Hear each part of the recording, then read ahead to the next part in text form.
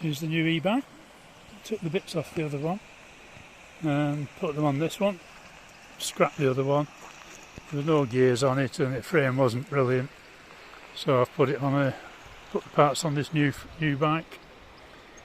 It's got 7 speed, sorry, so I can help this one along a bit, and it just feels safer, all being brand new.